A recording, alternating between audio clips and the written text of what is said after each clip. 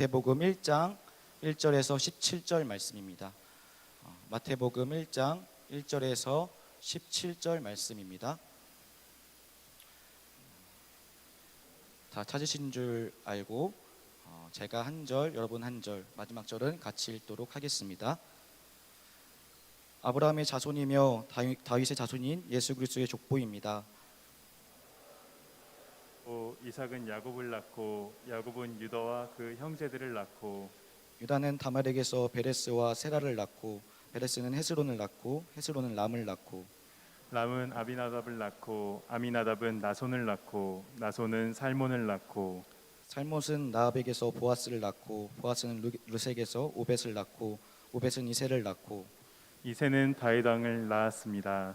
다윗은 원래 우리아의 아내였던 여인에게서 솔로몬을 낳고 솔로몬은 르호보암을 낳고 르호보암은 아비야를 낳고 아비야는 아사를 낳고 아사는 여호사밧을 낳고 여호사밧은 요람을 낳고 요람은 우시아를 낳고 우시아는 요담을 낳고 요담은 아하스를 낳고 아하스는 히스기야를 낳고 히스기야는 므낫세를 낳고 므낫세는 아몬을 낳고 아몬은 요시아를 낳고 요시아는 바벨론으로 잡혀갈 무렵에 여고냐와 그 형제들을 낳았습니다. 바벨론으로 잡혀간 후로 여고냐는 스알데엘을 낳고 스알데엘은 스룹바벨을 낳고 스룹바벨은 아비옷을 낳고 아비옷은 엘리야김을 낳고 엘리야김은 아소르를 낳고 아소르는 사독을 낳고 사독은 아킴을 낳고 아킴은 엘리웃을 낳고 엘리웃은 엘르아사를 낳고 엘르아사는 mat단을 낳고 mat단은 야곱을 낳고 야곱은 마리아의 남편 요셉을 낳았고 마리아에게서 그리스도라 하는 예수께서 태어나셨습니다. 함께 읽겠습니다. 그러므로 아브라함부터 다윗까지 모두 14대요 다윗부터 바벨론까지 잡혀갈 때까지가 모두 14대요 바벨론으로 잡혀간 때부터 그리스도께서 태어나신 때까지가 모두 14대입니다. 네, 가스펠 프로젝트 첫 번째 시간입니다. 족보에 드러난 약속이라는 제목으로 오늘 마태복음 1장 1절부터 17절까지의 말씀을 우리가 함께 보았습니다.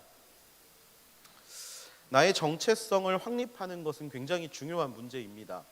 여러분들은 어떤 정체성을 가지고 계십니까? 그리고 그 정체성이 어떻게 만들어지셨습니까? 정체성이라는 것은 무엇이냐면 내가 누구인가를 명확하게 아는 것이 바로 정체성입니다.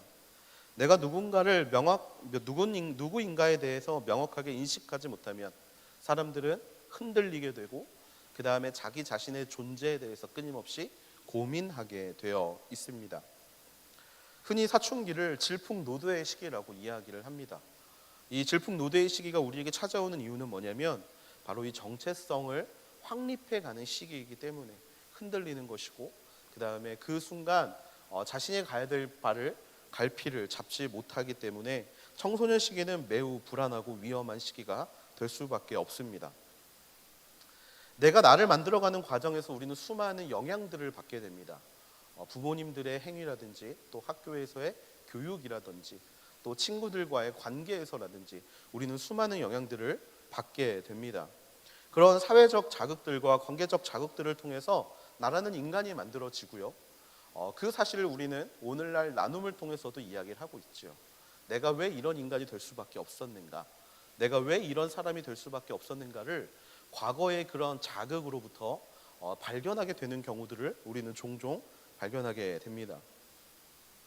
그 영향들을 외부에서 강제로 주어서 사람들의 정체성을 바꾸려고 했던 시기가 있습니다. 그 시기가 언제였냐면 바로 일제강점기 때였죠. 일본이라는 나라가 우리나라를 쳐들어와서 이 우리나라의 어떤 모든 것들을 빼앗아 간 이후에 그들이 가장 먼저 했던 일이 무엇이었냐면 바로 민족 말살 정책이었습니다. 민족의 정신을 없애기 위해서 그들은 일본어와 일본 역사를 교육하고 한국의 역사를 가짜로 거짓으로 가르치기 시작했습니다. 또 일본과 한국이 하나라고 주장하면서 내선일체를 가르치면서 이 전쟁의 정당성을 우리의 정체성을 바꿔가면서까지 그 전쟁의 정당성을 이야기했죠. 또한 신사참배를 강요했습니다. 황국 신민서사를 암송시키고 성과 이름을 일본식으로 바꾸는 창씨 개명까지 그렇게 한국인으로서의 정체성을 없애기 위해서 그들은 수많은 일들을 했죠. 이에 맞서서 우리는 우리의 정체성을 지키기 위해서 조선 어학계를 설립하고 그곳에서 한글을 보급함으로 한민족의 정체성을 지키기 위해서 노력합니다. 뿐만 아니라 신채호 같은 분들은 올바른 한국사를 보급해서 진짜 역사가 무엇인지를 가르치기 시작했고요. 그 다음에 한용운이나 심은, 윤동주, 이육사 같은 분들은 문학 작품들을 통하여서 사람들에게 우리의 정체성이 무엇인가를 알려주기 시작하면서 그 정체성을 흔들려는 모든 시도들에 대응하기 시작합니다. 그 결과 우리는 지금의 정체성을 지킬 수 있게 되었죠. 그 결과 우리는 지금 대한민국이라는 나라에서 한국 사람이라는 정체성을 가지고 우리의 역사를 바로 배우고 우리의 언어를 배우면서 우리의 삶을 영위할 수 있게 됩니다. 어디에 속해 있는지를 아는 것, 또 내가 누구인지를 아는 것, 이것을 빼앗겨 버리면 저는 더 이상 나라는 사람이 될 수가 없습니다. 여러분, 저는 배씨입니다. 배씨. 저도 족보를 본 경험이 있는데요. 제가 정말 심심해서 할아버지한테 할 말이 없어서 할아버지 족보 한번 보여주세요라고 말했다가 7시간 정도 족보를 봤던 기억이 있습니다. 근데 족보를 처음 딱 폈는데 정말 깜짝 놀랐어요. 여러분 혹시 드래곤볼 아십니까? 드래곤볼의 초사이어인 중에 한 명의 이름이 베지타입니다. 네, 여러분 저희 시초 할아버지의 이름이 베지타입니다. 저는 순간 족보를 보면서 난 사이어인의 후예인가, 지금 나가서 한번 보름달을 봐야 하는가, 이런 정말 심각한 고민에 빠지게 되었습니다. 어찌됐건 그분의 이후로 저는 제가 달성 배씨 해운공파 36대 손이라는 걸 처음 알았고요. 그것이 저라는 정체성을 세워가는 데에는 아무 도움이 되지 못했습니다. 그냥 그런가 보다. 하지만요, 오늘 말씀에 나오는 족보는 다릅니다.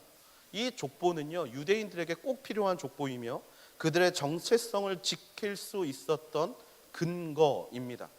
저처럼 그렇구나라고 넘어가는 족보가 아니라 그래서 우리가 이렇게 살 수밖에 없구나를 가르쳐주는 족보가 바로 오늘 우리가 보게 되는 이 족보라는 것이죠. 예수 그리스도께서 이 땅에 오셔서 하나님의 나라를 이야기하시고 복음을 전하시고 가르치시고 고치는 사역들을 하신 이유가 있습니다. 바로 정체성을 확립시켜 주기 위함이라는 거예요. 무슨 정체성입니까? 바로 우리가 하나님께 속한 자들이라는 정체성, 그 예수 그리스도를 따라가는 존재라는 정체성입니다. 그런데 그 예수님을 따르던 무리들 중에 유대인들이 있었습니다. 그런데 이 유대인들이 문제에 봉착하게 돼요. 분명히 예수님이 계실 때는 그분을 따라가는, 그분을 쫓아가는 자의 정체성을 가지고 있었는데 예수님께서 하늘나라로 올라가신 이후로 수많은 위기들이 닥치게 되고 같은 유대인들로부터 공격을 당하기 시작하면서 과연 내가 믿고 있는 예수가 누구인가? 과연 내가 왜 이렇게 예수를 따라야만 하는가에 대한 정체성의 문제에 흔들리게 되는 것이었습니다. 다른 유대인들 또 세상의 사람들과 다르게 살고 있는 자신의 모습을 보면서 그 예수님은 누구시고 내가 왜 그를 따라야 하는가에 대한 정체성의 문제, 나는 왜 이렇게 살아야 하는가에 대한 정말 근원적 질문에 빠지게 되었고 마태는 그 질문에 대한 대답으로 우리에게 족보를 보여주고 있다라는 것이죠. 유대인들의 전통 중에 바르 미츠바라는 전통이 있습니다. 바르 미츠바, 이게 뭐냐면요, 남자의 경우 13세 또 여자의 경우는 12세가 되면 각자의 행동에 책임을 질 수 있는 나이가 됐다라고 여겨서 부모들이 자녀들을 교육하는 비슷한 것으로 약간 성년식과 좀 비슷한데 그 성년식에 대한 과정을 우리가 바르 미츠바라고 부릅니다. 근데 이때 꼭 해야 되는 의무가 있어요. 부모가 자녀들에게 꼭 해야 되는 의무. 첫 번째가 무엇이냐면 자녀들이 유대교 율법 및 전통 준수를 할 수 있도록 교육하는 책임을 집니다. 그러니까 바르 미츠바를 하기 위해서는, 이 성년식을 하기 위해서는 교육을 해야 되는데 율법에 대한 교육과 전통 준수에 대한 교육을 해야 된다라는 거예요. 두 번째 해야 되는 의무가 있는데 바로 우리가 믿고 따르는 하나님이 그냥 눈에 보이지 않는 하나님이 아니라 역사에 실제로 존재하시는 하나님이라는 것을 가르쳐 줄 의무가 있었습니다. 우리 조상들과 함께 하신 하나님, 그들을 돌보셨던 하나님을 교육하고 그 하나님이 진짜 살아계신 하나님이라는 것을 말해줄 책임이 있었던 것이죠. 그래서 이 일들을 감당하기 위해서 바로 족보를 가르쳤습니다. 족보에는요, 상속권과 재산권, 또 왕위 계승권과 제사장 직분 등 조상들로 내려오는 유산들을 우리가 알 수가 있었습니다. 예를 들면 이런 거예요. 70년에 한 번씩 희년이 찾아오는데요, 희년에 돌려받아야 될 땅이 있는데 그 땅의 근거는 무엇입니까? 바로 우리 조상이 어느 지파인지, 그래서 그 지파가 가지고 있는 땅을 우리가 어떻게 돌려받아야 하는지를 족보를 통해서 알게 된다라는 겁니다. 그리고 또 하나, 우리가 믿고 있는 하나님에 대한 교육에서 하나님이 어떻게 우리 조상들과 함께 하셨는지를 바로 족보를 통해서 아브라함의 하나님, 이삭의 하나님, 야곱의 하나님에 대한 이야기를 전해 주었다라는 것이죠. 오늘 마태는 이 족보를 통해서 어린 시절 그들이 들었던 바르미츠바에서 들었던 이 족보를 다시 한번 기억하게 하면서 조상들과 함께 하신 하나님이 지금 우리에게 어떠한 약속을 주고 계시는지를 말하고 싶었던 겁니다. 사실 우리가 족보를 볼 때 항상 그냥 넘어가는 습관들이 있습니다. 스킵 버튼이 있는 것도 아닌데 성경을 읽다가 족보가 나오면 건너뛰기를 자주 하죠. 그냥 낳고 뭘 그렇게 낳았는지 정말 그냥 족보는 별로 볼만한 가치가 없는 것처럼 보입니다. 하지만요, 성경에 족보가 있다라는 것은요, 그 안에 믿는 자로서의 정체성을 2000년 전부터, 아니 그 전부터, 아담을 만드신 이후부터 지금까지 그 하나님이 믿는 자의 정체성을 어떻게 흘려보내셨는가를 우리에게 알게 하시는 것임을 우리가 기억하면서 오늘 본문의 말씀을 함께 보기를 원합니다. 1장 1절인데요, 마태복음 1장 1절 말씀을 같이 한번 읽어보겠습니다. 시작. 아브라함의 자손이며 다윗의 자손인 예수 그리스도의 족보입니다. 아멘. 이 예수 그리스도의 족보에 담겨져 있는 첫 번째 메시지가 있습니다. 그것은 바로 하나님은 아브라함과 약속을 하셨다라는 것입니다. 창세기 22장 17절에서 18절 말씀입니다. 제가 읽어드릴게요. 내가 반드시 내게 복을 주고 반드시 내 자손을 하늘의 별처럼 바닷가의 모래처럼 많아지게 하겠다. 내 자손이 원수들의 성문을 차지할 것이다. 내가 내 말에 순종했으므로 내 자손을 통해 이 땅의 모든 민족들이 복을 받을 것이다. 아멘. 하나님이 아브라함과 언약을 맺었다는 사실은 유대인이라면 누구나 알고 있는 사실입니다. 왜냐하면 유대인들에게 있어서 모세 오경이라고 불리우는 이 토라는요, 정말 외워야 할 정도로 중요한 부분이기 때문입니다. 아브라함이 100살에 얻은 너무나 귀하고 사랑스러운 이삭을 아끼지 않고 하나님 앞에 제물로 바치려고 하자 하나님께서 그 손을 멈추시고 도리어 아브라함을 축복하시고 이런 언약을 맺어 주시죠. 이 언약을 볼 때 우리가 자손의 축복에 집중할 수 있습니다. 수가 많아지겠구나, 복을 받겠구나. 하지만 이 말씀에 들어있는 진짜 언약은요, 17절 하반절에 나오는 부분입니다. 17절 말씀을 잠깐만 띄워주실래요? 네, 뒤에 보면 내 자손이 원수들의 성문을 차지할 것이다 라는 약속입니다. 원수의 성문을 차지할 것이다. 여러분, 원수의 성문을 차지한다라는 말이 무슨 의미입니까? 전쟁에서 승리한다라는 의미입니다.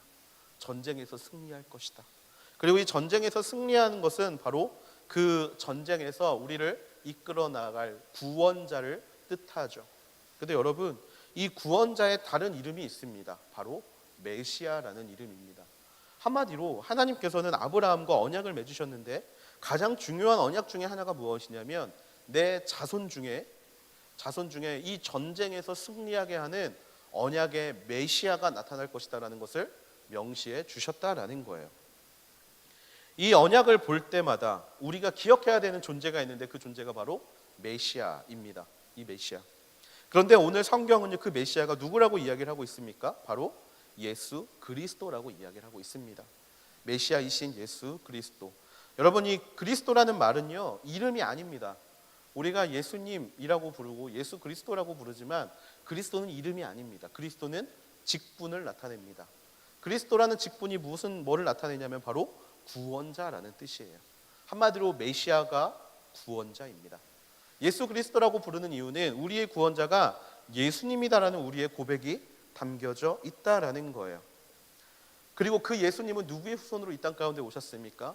말씀에서 기록한 대로 분명히 아브라함의 후손으로 왔다라는 것입니다.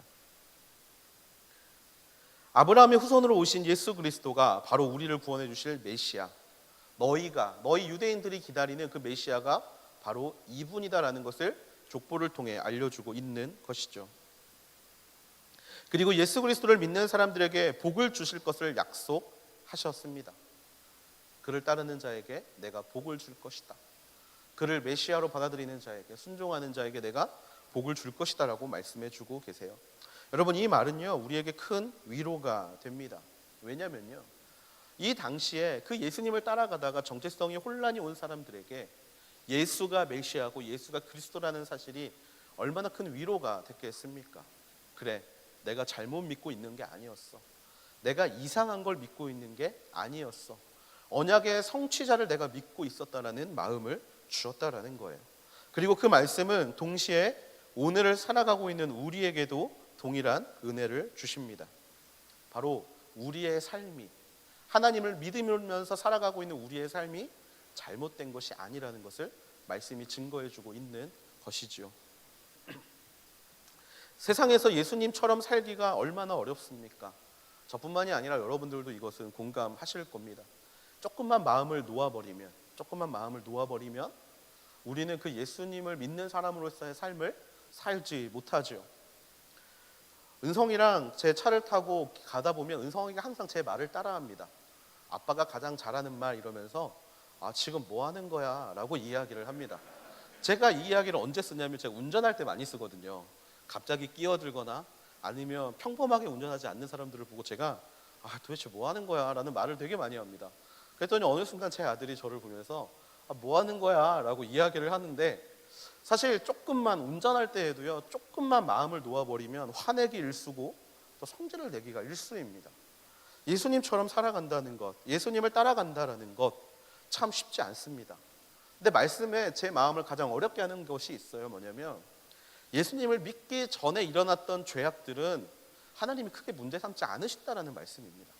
그 말씀을 들을 때마다 하나님 그냥 믿지 말고 죽을 때 믿었어야 됐나? 이런 생각들을 굉장히 많이 합니다. 그런 생각들을 굉장히 많이 해요. 예수님을 믿는다는 것, 그리고 그 예수님처럼 살아간다는 것이 너무나 쉽지가 않습니다. 책은 너무나 쉽게 이야기하죠. 라이크 지저스. 예수님이라면 어떻게 하실까? 책을 읽어보면 딴 나라 이야기 같고 그 모습대로 살아가지 못하는 제 모습이 너무나 부끄러운 게 우리의 삶의 현실이죠. 하지만 그 모습을 볼 때마다 우리는 하나님을 믿는 게 굳이 이렇게 어려운 삶을 살아야 하는가라는 질문에 맞닥뜨리게 됩니다. 그때 하나님은 우리에게 분명히 말씀해 주신다라는 거예요. 잘못된 게 아니야. 잘못된 게 아니야. 잘 하고 있어. 라고 우리를 격려해 주시고 위로해 주시고 있다라는 겁니다. 하나님과 예수님을 믿는데 도리어 인생에 저주가 찾아오는 것 같은 상황들이 있습니다. 하나님을 잘 믿는데 죽음이라는 단어가 나를 찾아오는 것이 낯설고 어려울 때가 있습니다. 그런 상황에서도 우리의 마음이 흔들릴 수밖에 없는 것은 당연해 보이지만 이 족보의 말씀에는 뭐라고 나와 있습니까? 그 메시아를 믿는 너희들 잘하고 있어 라고 우리에게 전해주고 있다라는 것이죠. 잘못되지 않았다고, 너희가 믿는 예수 그리스도가 진짜라고 우리에게 말씀해주고 계시다라는 겁니다. 지금은 비록 쉽지 않은 길이라 할지라도 전쟁에서의 승리가 선포될 때 우리가 누리게 될 복 있으니까 지금 힘들더라도 그 시간을 잘 이겨내라는 위로의 말씀이 오늘 이 족보에 담겨져 있는 것이죠. 아브라함에서 다윗까지 족보 중에는 3명의 여인이 나옵니다. 3명의 여인인데요, 이 3명에겐 공통점이 있어요. 다말과 라합 그리고 룻인데요, 이들의 첫 번째 공통점은 뭐냐면 비유대인이라는 사실입니다. 비유대인, 유대인이 아니라는 거예요. 하지만 그들은 예수 그리스도의 족보에 들어가 있었습니다. 다말은 가나안 사람이었고요, 라합은 가나안 여리고성에 거주하고 있었던 거주민이었고요, 그 다음에 룻은 모압 사람이었습니다. 하지만 그들이 하나님의 족보 안에 들어와 있는 이유가 무엇입니까? 하나님을 믿었기 때문입니다. 예수 그리스도 그 하나님을 믿었기 때문에 그들은 족보 안에 들어올 수 있었죠. 또 하나의 공통점이 있는데 이들 모두는 삶이 평탄하지 않았다라는 겁니다. 여러분 다말은요 결혼을 3번 합니다. 근데 3번을 했는데 2번 남편이 죽습니다. 그것도 형제가 죽어요. 사람들이 이것을 보면서 뭐라고 했겠습니까? 저주받은 사람이라고 손가락질 할 수밖에 없습니다. 하지만 그는 그런 상황 속에서도 예수님의 족보에 들어갈 수 있었습니다. 라합은 어떻습니까? 성 가장자리에 살면서 풍부하지 못한 삶을 살고 있다가 여리고성에 정탐온 정찰꾼들을 숨겨주었다는 이유로 수많은 박해와 핍박을 당합니다. 하지만 그는 정말 하나님의 족보, 이 예수 그리스도의 족보 안에 들어갈 수 있는 사람이 되었죠. 룻은 어떻습니까? 흉년이 찾아와서 살아보겠다라고 모압으로 도망갔는데 그곳에서 남편이 죽고 시아버지가 죽고 형님이 죽습니다. 모든 남자가 죽어요. 그리고 다시 돌아옵니다. 이스라엘로 돌아옵니다. 정말 시어머니와 두 과부가 돌아오는 그 과정을 사람들이 얼마나 마음 아프게 보았겠습니까? 그렇게 평탄하지 않았지만 그들은 결국 아브라함의 족보 안에 들어갈 수 있는 사람이 되었습니다. 족보에 들어올 수 있었던 이유, 그들의 삶이 잘못되지 않았기 때문에, 그들이 하는 일들이 잘못되지 않았기 때문에, 예수를 믿는 것이 세상에 볼 때 이상해 보일지 모르겠지만 그것이 잘못되지 않았기 때문에 그들은 예수 그리스도의 족보 안에 들어올 수 있는 축복을 얻을 수 있었죠. 마찬가지입니다. 오늘 저와 여러분이 그 은혜를 동일하게 누릴 수 있게 되기를 축복합니다. 하나님은 아브라함에게 약속하셨습니다. 그리고 그 아브라함의 믿음의 후손인 우리에게도 동일한 약속을 하고 계십니다. 구원자가 너희 앞에 나타날 거야. 그 구원자를 네가 믿으면 원수의 성문을 정복할 수 있을 거야. 그 축복이 오늘 저와 여러분에게 동일하게 임할 줄로 믿습니다.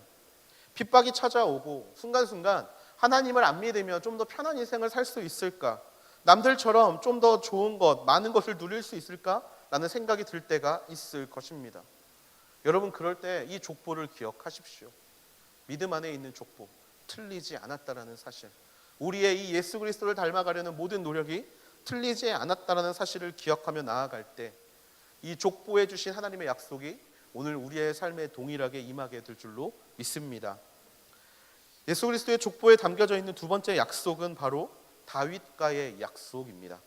6절 말씀인데요. 6절 말씀 같이 한번 읽어보겠습니다. 시작. 이새는 다윗 왕을 낳았습니다. 다윗은 원래 우리아의 아내였던 여인에게서 솔로몬을 낳고 라고 되어 있습니다.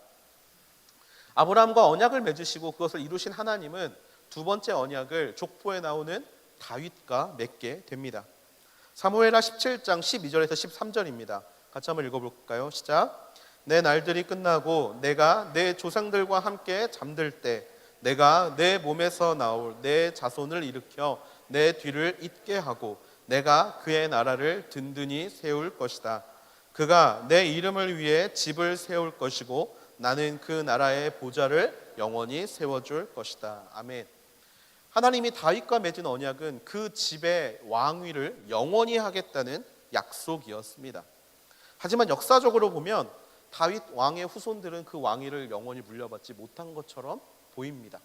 바로 다윗 다음에 솔로몬은 지혜로운 왕이었지만 우상 숭배에 빠져서 그 말년이 굉장히 비참해지지요.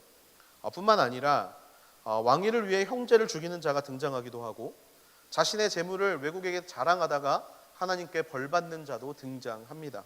또한 우상을 섬기는 왕들도 있었고요. 심지어는 우상을 섬기기 위해 자녀를 제물로 바치는 왕도 말씀에 나타납니다. 그로 인해 결국 그들은 어떻게 됩니까? 바벨론의 포로가 되어버리는 역사의 어두움을 만나게 되지요. 많은 왕들이 약속을 저버렸음에도 하나님은 그와의 약속을 지키기 위해서 한 왕을, 영원한 왕을 세워 주셨습니다. 바로 그의 혈통에서 그의 후손으로 그 왕을 세워주셨는데 그게 누굽니까? 바로 우리가 오늘 보게 되는 예수 그리스도라는 것입니다. 유한한 이 땅에서의 왕위가 아니라 영원한 하나님의 나라의 왕위를 다윗에게 허락하신 분, 그 약속을 이루신 분이 바로 우리가 만나는 예수 그리스도라는 것이죠. 누가복음 1장 32절은 이렇게 말하고 있습니다. 위대한 이가 될 것이요 지극히 높으신 분의 아들이라 불릴 것이다. 주 하나님께서 그에게 그 조상 다윗의 보좌를 주실 것이다. 천사가 다윗의 탄생 때 했던 이야기입니다.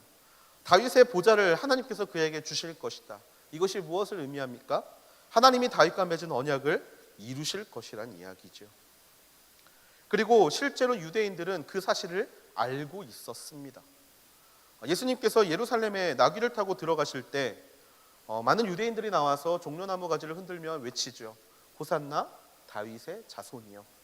예수님을 다윗의 자손으로 인정한 것이고 그분을 메시아로 인정한 것입니다. 하지만 단지 그들이 생각했던 메시아와 조금 달랐기 때문에 그들이 의심을 할 수밖에 없었던 것이죠. 좀 다른 구원자, 다른 모습의 구원자. 하지만 하나님이 세울 나라는 이 땅에 유한한 나라가 아닌 줄로 믿습니다.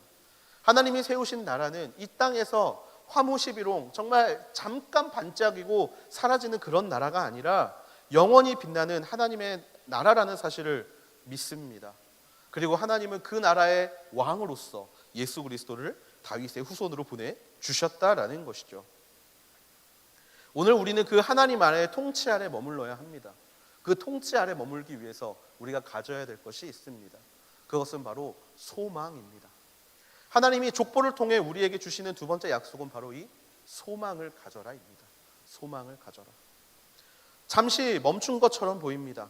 잠시 무너진 것처럼 보입니다. 그 왕위가 잠시 끊긴 것처럼 보입니다.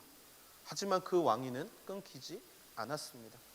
그 왕위는 계속되었고 그 왕위는 결국 영원한 하나님의 나라의 왕으로까지 이어지게 된다라는 것이죠. 그렇다면 그 소망을 가지고 사는 우리는 어떤 인생을 살아야 합니까? 바로 사방의 적들에게 둘러싸여 있어도 두려워하지 않아야 되는 소망입니다. 나를 공격하는 수많은 무리들 앞에서 담대할 수 있는 소망입니다. 나를 무너뜨리려는 수많은 계획 앞에서 우리의 마음을 지킬 수 있는 소망입니다. 왜 그 소망이 우리 가운데 있겠습니까? 우리는 영원한 나라에 살고 있는 존재이기 때문에 그렇다라는 것이죠. 하루하루 살아가면서 매일 무너지고 그렇게 매일 넘어지는 인생에 만족하는 것이 아니라 그 소망을 품고 영원을 사모하며 달려갈 수 있는 저와 여러분이 되기를 주님의 이름으로 축복합니다. 소망을 주시는 주님은요, 사단을 발 아래 무너뜨리실 줄로 믿습니다. 또 우리 마음 가운데 평강을 주셔서 그 영원한 소망을 바랄 수 있는 인생으로 우리를 살게 하실 줄로 믿습니다. 그 영혼을 따라가는 인생이 바로 우리가 되어야 한다라는 것이죠. 마지막으로 족보에 보면 족보가 세 단계로 나눠져 있는 것을 보게 됩니다. 첫 번째 족보는 아브라함부터 다윗까지의 14대를 의미하고요. 두 번째 족보는 다윗부터 바벨론 포로까지의 14대를 의미합니다. 이 두 세대는요, 하나님께서 직접 약속하시고 그들을 지키신 세대입니다. 그런데 마지막 하나의 세대가 있어요. 뭐냐면 포로 시대부터 예수까지의 14대가 있습니다. 하나님과 맺은 언약의 완성에 대한 이야기를 했다면 마지막 포로부터 예수까지의 14대가 보여주는 것은 무엇이냐? 바로 넘어진 자들을 위한 하나님의 마음입니다. 넘어진 자들을 위한 하나님의 마음. 사무엘하 7장 14절부터 15절까지의 말씀은 이렇게 이야기하고 있습니다. 같이 한번 읽어볼까요? 시작. 나는 그의 아버지가 되고 그는 내 아들이 될 것이다. 그가 잘못을 저지르면 사람이라는 막대기와 인생이라는 채찍으로 그를 징계할 것이다. 그러나 내 사랑은 결코 그를 떠나지 않을 것이다. 내가 내 앞에서 없앤 사울에게서 내 사랑을 거둔 것처럼 하지는 않을 것이다. 아멘. 하나님이 왜 남은 자들을 위하십니까? 약속하셨기 때문인데요. 이 약속은 어떤 약속이냐면 바로 잘못을 저지를 때 사람이라는 막대기와 인생이라는 채찍으로 그를 징계할 거라는 약속입니다. 그런데 그 징계하시는 이유가 있습니다. 사랑하시기 때문이죠. 사랑하시기 때문에. 약속에 참여하지 못하고 넘어진 자들을 하나님께서는 친히 채찍질하시고 그들을 친히 가르칠 것이라고 이야기합니다. 왜? 그들이 돌아와야 하기 때문에. 돌아와야 하기 때문에. 한마디로 이 족보 안에 들어있는 마지막 메시지는 약속을 지키는 자뿐만이 아니라 언제든지 넘어지고 무너진 자들이 하나님 앞에 돌아오기로 결단만 한다면, 하나님 앞에로 오기로 마음만 먹는다면 하나님은 그들을 통해서도 구원자이신 예수 그리스도를 보내 주신다라는 것입니다. 이것이 바로 은혜이죠. 우리의 모습과 상관없이 예수 그리스도 앞에 나오는 모든 사람, 이 사람들은 다 언약의 백성이 될 수 있는 거예요. 그리고 그 약속을 하나님은 이 족보의 마지막에 담아 놓으셨습니다. 사실 이 마지막 세 번째 약속이 오늘 죄에 빠진 저와 여러분을 살게 하는 가장 중요한 약속이 됩니다. 매일 넘어지는 우리의 모습들, 매일 죄에 빠지는 우리의 모습들, 우리가 보기엔 어떻습니까? 너무나 더럽습니다. 너무 추합니다. 너무 부끄럽습니다. 하나님 앞에 가기에 너무나 죄송스럽습니다. 하지만 하나님은 뭐라고 이야기를 하십니까? 괜찮아, 괜찮아. 넘어져도 다시 오면 돼. 구원자인 예수 그리스도만 바라보면 돼 라고 말씀하고 계시다라는 거예요. 그때 사단이 우리에게 끊임없이 이야기하지 않습니까? 야, 그렇게 더러우면서 하나님 앞에 어떻게 갈 거야? 너 잘난 거, 하나님 앞에 좋은 거 하나도 못 드렸는데 하나님한테 가는 거 염치 없지 않아? 라고 끊임없이 우리를 공격합니다. 하지만 말씀은 분명히 우리에게 이야기하시죠. 다 내게로 오라고. 내게로 오면 이전 것은 기억하지 않으시겠다고. 있는 모습 그대로 나아오라고 하나님이 끊임없이 우리에게 요구하고 계시다라는 겁니다. 하나님 앞에 나아갈 때, 예수 그리스도를 믿고 그 앞에 나아갈 때 다시 살리게 하시는 언약의 백성으로 참여하게 하시는 하나님을 우리 모두가 만나게 될 줄로 믿습니다.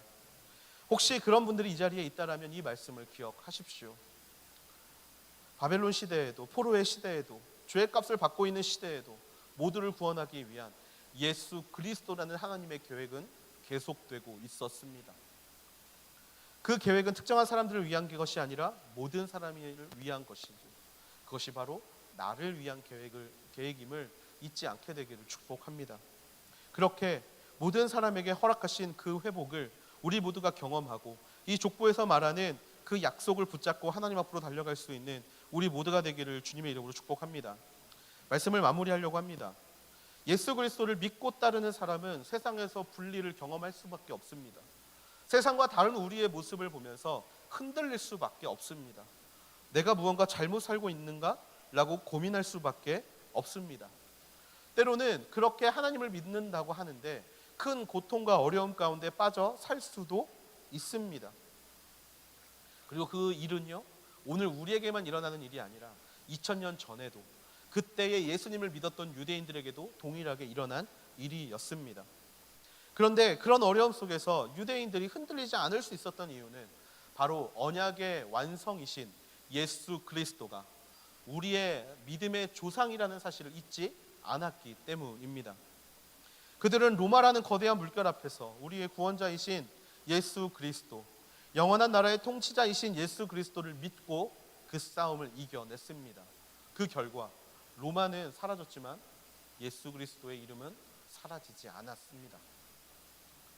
우리말 성경을 보면요, 이 아브라함의 자손, 다윗의 자손, 예수 그리스도의 족보라는 말이 나옵니다. 아까 함께 읽어보았는데요.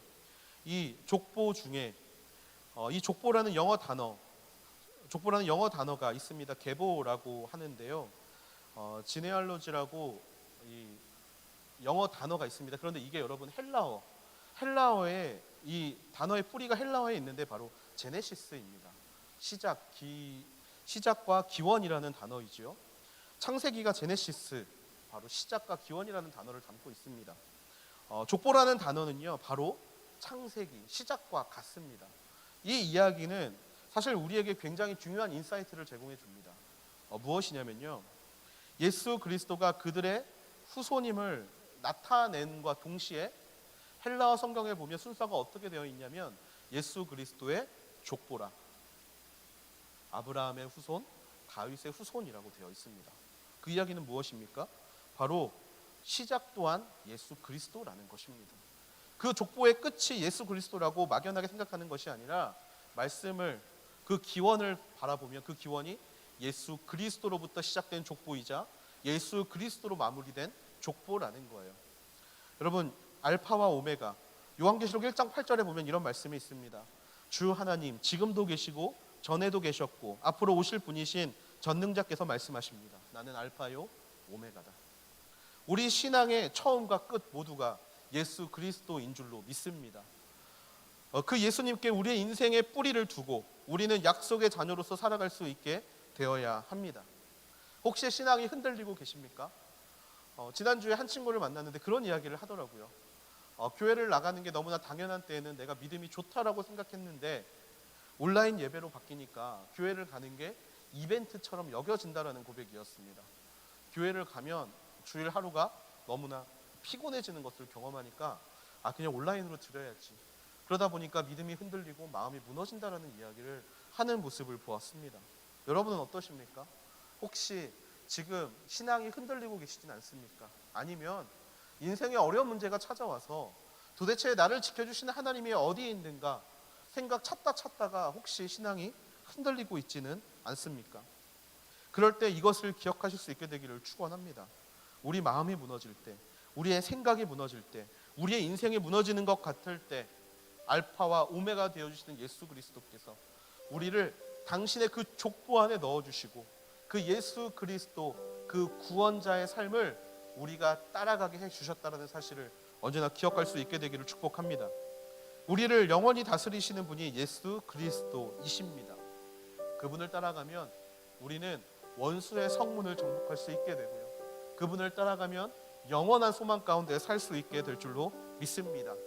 혹시 그렇게 살다가 넘어질지라도 다시금 돌아오게 하시는 그분의 그 너무나 큰 사랑 앞에 우리가 나아갈 때 하나님은 다시금 우리를 언약 백성으로 세워주시고 궁극적으로 처음과 끝 되시는 당신의 그 족보 안에, 믿음의 족보 안에 저와 여러분을 넣어주실 줄로 믿습니다. 언제나 그 하나님의 언약을 사모하는 마음으로 오늘 하루를 살아갈 수 있는 우리 모두가 되기를 축복합니다. 승리하십시오. 우리는 절대로 흔들리지 않을 것입니다. 아니, 흔들릴 수 없습니다.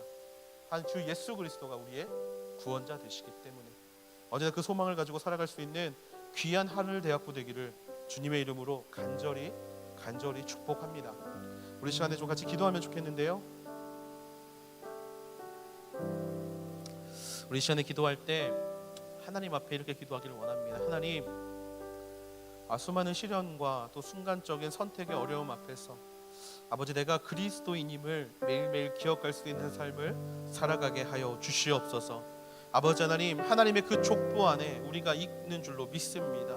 우리가 믿고 있는 것이 잘못 믿고 있는 것이 아니라 하나님께서 아브라함에게 하신 그 약속과 다윗에게 하신 그 약속을 이루시기 위하여 이 땅 가운데 보내신 메시아를 우리가 바라보고 있는 줄로 믿습니다.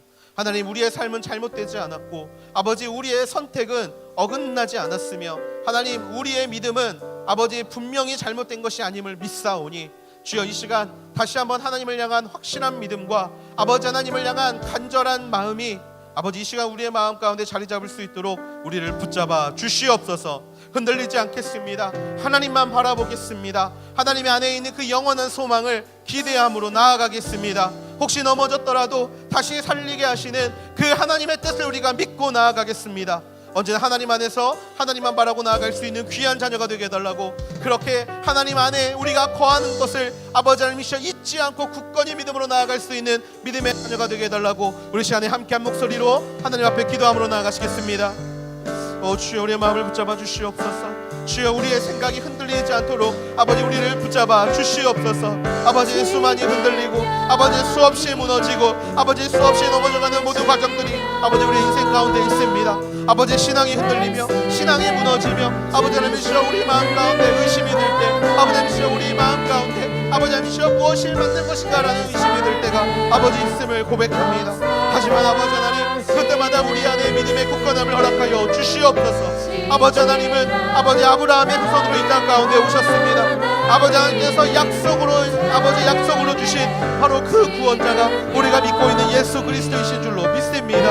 하나님 또한 예수님은 다윗의 후손으로 이 땅 가운데 영원한 나라를 세우시기 위하여 우리 가운데 찾아오신 분이신 줄을 믿습니다. 주여, 그 믿음을 가지고 아버지 우리의 믿음이 흔들리지 않도록 아버지 언제나 우리의 마음을 붙잡아 주시옵소서. 아버지 하나님, 예수 그리스도는 아버지 하나님이시여 누군가가 지어낸 것도 아버지 하나님이시여 누군가가 만들어낸 것도 아니라 바로 하나님께서 이 땅 가운데 보여주신 아버지 하나님의 본체시며 하나님 그 자신이심을 믿습니다. 우리가 그 하나님을 믿고 나아갈 때 아버지 미셔 우리의 흔들리는 모든 것들이 사라지게 하여 주시고, 특별히 신앙적으로 흔들리는 모든 것들을 다시 한번 하나님 안에 굳건히 세우고 나아갈 수 있는 아버지 그런 믿음의 자녀들이 되게 하여 주시옵소서. 아버지 하나님, 이 족보 안에 담겨져 있는 하나님의 그 약속을 우리가 신뢰함으로 나아갑니다. 아버지 하나님, 혹시 넘어졌습니까? 다시금 살게 하시는 하나님, 다시금 우리를 품어주시는 그 하나님 앞에 언제나 돌아가게 하여 주시고, 언제나 그 돌아감 가운데 하나님의 언약의 백성으로 다시금 살게 하시며 끝까지 하나님만 바라보고 나아갈 수 있는 아버지 그런 믿음의 자녀들 되게 하여 주시옵소서. 아버지, 그렇게 우리와 함께 하시는 하나님을, 그렇게 우리와 아버지 함께 동행하시는 하나님을 우리가 바라보게 되기를 소망합니다. 언제나 흔들리지 않게 하시고 언제나 굳건한 믿음 가운데 서게 하시며 아버지 하나님, 언제나 그렇게 흔들릴 때에도 불구하고 우리의 정체성을 지켜 끝까지 하나님을 바라보고 따라가는데 부족함이 없는 그런 믿음의 자녀들이 되게 하여 주시옵소서. 사랑이 많으신 아버지 하나님, 오늘의 삶을 살아가다 보면 끊임없이 흔들리는 나를 발견하게 됩니다. 아버지, 내가 과연 맞게 사는 것인가? 아버지, 내가 정말 멍청하게 살고 있는 것은 아닌가? 조금만 더 타협하면 더 많은 것을 누리고 사는데 그 거룩함을 지키겠다라고 내가 지금 잘못 살고 있는 건 아닌가? 아버지, 이렇게 드는 수많은 생각들 가운데 하나님께서 오늘 우리에게 이 말씀을 주신 줄로 믿습니다. 아버지, 우리가 하고 있는 모든 것들은 결단코 잘못된 일이 아닌 줄로 믿습니다. 아버지, 예수님을 따라 살아가기 위하여 끊임없이 나를 찔러 나를 십자가에 못 박는 그 모든 일들이 아버지 예수님을 따라가고자 그 좁은 길로 들어가려고 발버둥 치는 나의 모습이 하나님 보시기에 결단코 잘못된 일이 아닌 줄로 믿습니다. 아버지, 정말 우리를 위하여 아버지 준비해 놓으신 그 예수 그리스도는 역사가 증명하는 분이시고 아버지 하나님이시여 정말 하나님께서 아버지 수천 년 전에 말씀하신 바를 이루신 분임을 우리가 믿고 나아가오니 아버지, 우리의 삶 가운데 다시 한번 일어설 수 있는 힘을 허락하여 주시옵소서. 흔들리지 않게 하시고 항상 하나님을 바라보는데 부족함이 없게 하시며 아버지 영원한 소망으로 우리 가운데 주신 그 예수 그리스도를 붙잡고 오늘의 우리의 모든 어둠의 터널들을 넉넉히 이기며 나아갈 수 있는 그런 믿음의 자녀들 또한 되게 하여 주시옵소서. 아버지, 혹시 넘어진 자 있습니까? 나의 모습이 더럽고 나의 모습이 취해서 하나님 앞에 달려가지 못하는 자가 있습니까? 주여, 그 마음을 붙잡아 주시옵소서. 아버지, 사단의 모든 유혹을 이기게 할 넉넉할 마음을 허락하여 주시고 다시 한번 살게 하시는 하나님, 수고하고 무거운 짐을 기꺼이 지시겠다 말씀하시는 그 하나님 앞에 나의 모든 것들을 내어 맡기고 다시금 언약의 주인 되어 주신 예수 그리스도께 나올 수 있는 믿음의 자녀들 되게 하여 주시옵소서. 아버지, 그 마음을 어렵게 하는 모든 어둠의 영들이 예수 그리스도의 이름으로 떠나가게 하여 주시고 하나님 앞에 나아갈 때 아버지 가진 것 없지만 그 마음을 기꺼이 드리며 나아가는 아버지 하나님의 귀한 자녀들 되게 하여 주시옵소서. 아버지, 흔들리지 않게 언제나 우리의 마음 가운데 그 예수 그리스도의 족보에 들어갈 수 있는 담대한 믿음을 허락하여 주시기를 원합니다. 앞으로의 삶에도 동일하게 아버지 좌로우로 아버지 바라보며 흔들리는 인생이 되지 않게 하여 주시고 그 언약의 완성이신 예수 그리스도만을 바라보며 우리의 처음과 끝이신 그 예수님을 의지하며 이 인생 굳건하게 살아갈 수 있는 믿음의 자녀들 되게 하여 주시옵소서. 그렇게 우리 인생 가운데 역사하시고 함께 하실 하나님, 우리의 마음을 지켜주실 하나님께 모든 찬양과 영광 올려드리며 사랑이 많으신 예수님의 이름으로 감사하며 기도드렸습니다. 아멘.